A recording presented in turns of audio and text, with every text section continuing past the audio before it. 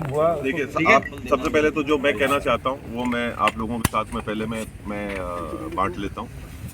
सबसे पहली बात तो ये है कि जो पिछले एक दिन से हम लोग अब जो देख रहे हैं उदयपुर के अंदर, सबसे पहली बात तो ये कि एक बहुत ही दुखद और अप्रिय घटना है और ये हमारे को भी आहत करने वाली है, हमारे को भी जो है वो विचलित करने वाली है और किसी भी प्रकार से इस तरीके की परिस्थिति को हम लोग नहीं चाहते हैं।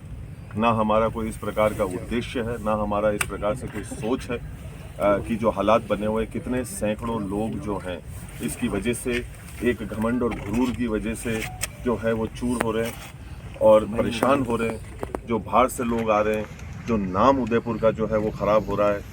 इन चीज़ों को सड़कों के ऊपर आकर इस प्रकार से जो है इसका समाधान निकालने का ये कोई तरीका नहीं है। ये हम लोग किसी भी तरीके से इस चीज़ के सोच के साथ में ना समर्थन करते हैं, ना हम इस सोच को जो है वो जायज़ मानते हैं। दूसरी बात, कानून का जहाँ तक एक सवाल आता है, हम लोगों को कुछ चीज़ों को जज्बाती नहीं होकर सोचने की आवश्यकता है। हर चीज़ों के अंदर जज्बातों के अंदर बह के, बिना सच्चाई जाने अफवाहें उड़ाकर, उस प्रकार से उसके ऊपर दूसरे लोगों को गुमराह करके उसके ऊपर हम लोग काम करें और इस प्रकार से एक शक्ति प्रदर्शन का जो है वो हम माहौल बनाने का एक प्रयास करें, असौहार्दपूर्ण माहौल बनाने का हम लोग प्रयास करें, ये बिल्कुल भी जो है वो ठीक नहीं है। आज की तारीख के अंदर इस देश के अंदर एक कानून व्यवस्था नाम की चीज़ है। मुझे नहीं पता कि उदयपुर में वो अभी है या नहीं, क्योंकि अभी जो हमारे साथ में हुआ, सबसे पहले तो मैं ये पूछना चाहता हूँ कि इतनी फोर्स होने के बावजूद भी वहाँ पर जिस प्रकार की घटनाएं घटी, मेरा ये सवाल है सरकार से और प्रशासन से कि क्या हम हकीकत के अंदर कानून को लागू करना चाहते हैं क्या, या कि कोई सरकार का सदस्य है या सरकार के किसी पद के ऊपर बैठे हुए जो व्यक्ति हैं, कानून केवल और केवल उनके लिए काम करेगा, एक आम नागरिक के लिए जिसके पास में संविधान की सुरक्षा मिलती है कि भाई कानून सबके ऊपर जो है वो बराबर तरीके से लागू होगा और उनकी सुरक्षा करेगा।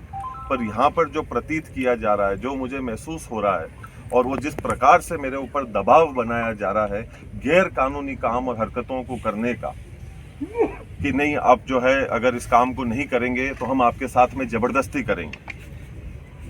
आज क्या हम लोग इस दहशत के अंदर हम लोगों को जीने की आवश्यकता है? हम लोग हमारे घर के अंदर बैठे हैं, हम लोग हमारे घर के अंदर एक कानूनी रूप से बैठे हैं।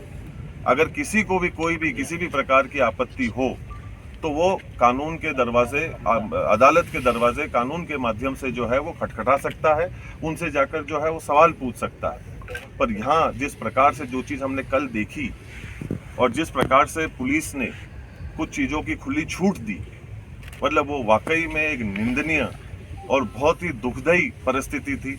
ये परिस्थिति मुझे सन 84 की याद दिलाती है, जिस प्रकार का माहौल जो है वो सन 84 के अंदर जो है वो बनाया गया था, उसी का एक रूप को कल देने का जो है एक प्रयास किया गया। क्योंकि कुछ लोग जो हैं वो सरकार के पदों के ऊपर बैठे हुए हैं, वो जैसा चाहेंगे, जिस तरफ पे सरकार को घुमाना चाहेंगे, प्रशासन को घुमाना चाहेंगे और अपने खुद के निजी फायदे के लिए कानून को किनारे करते हुए अपना जो है वो काम को और अपनी बात को जो है वो मनवाने का प्रयास करेंगे। ये कहाँ का नियम? ये देश, हमारे को पूरा विश्वास है कि कानून पे चलता है, एक व्यवस्था पे चलता है।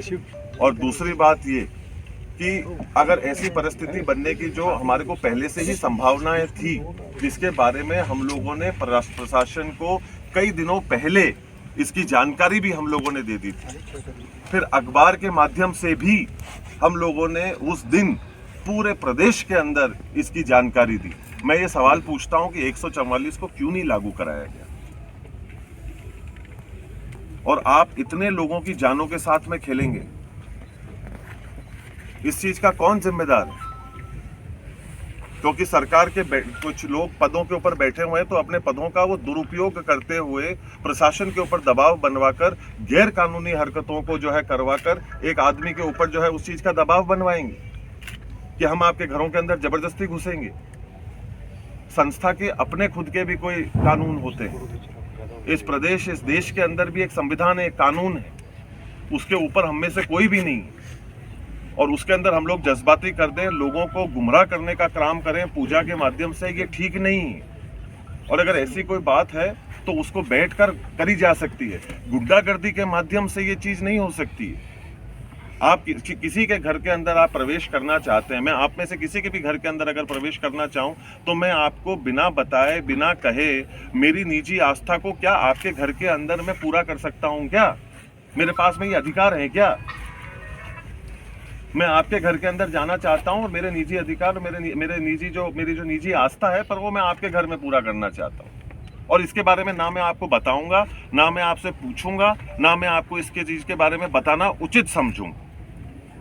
अब ये गुंडागर्दी हमको जो है वो सहन करनी पड़ेगी, और कानून और प्रशासन इस सोच की जो है वो मदद करेगा। तो कहीं ना कहीं हम लोगों को ये दर्दनाक हादसे और घटनाएं, मेरे पिताश्री ने, मेरे बहनों ने इसको 40 साल पहले इन चीज़ों का सामना करा हुआ है। वो लोग मरते मरते बचे हैं इन चीज़ों को लेकर। ऐसी ही परिस्थिति जो है वो उस समय पे भी बनवाई गई थी, और आज भी उसी सोच के अंतर्गत यहाँ पर प्रवेश करने का एक गलत मंसूबे के साथ में प्रयास किया जा रहा है, जिसका प्रशासन और लोग यहाँ पे उसका सहयोग कर रहे हैं। और हम लोग अभी कानून के भरोसे बैठे हुए हैं, जो मैं अभी ढूंढ रहा हूँ कि कहाँ है, और वो हम लोगों की एक आम नागरिक होने के नाते मदद करेगा। लाखों लोग जो है वो परेशान हो रहे हैं। ये कहाँ तक जायज़ है कि बच्चों की, महिलाओं की, बड़ों की, बुजुर्गों की जान को जो है वो खतरे में डाला जाएगा? लोग किसी के घर के ऊपर चढ़ने लग जाएंगे। वो अगर अंदर आते तो उसका हश्र क्या होता? उसकी जिम्मेदारी कौन लेता? किसी की जान का नुकसान होता तो उसके लिए जिम्मेदार कौन होता? मैं आप लोगों के माध्यम से बड़े विनम्रता पूर्वक ये प्रशासन को, सरकार को आग्रह करना चाहता हूं कि हम लोग थोड़ा सा जागें। उदयपुर एक्सप्रेस न्यूज़ को सब्सक्राइब करें, लाइक और शेयर करें, और हमेशा अपडेट रहे।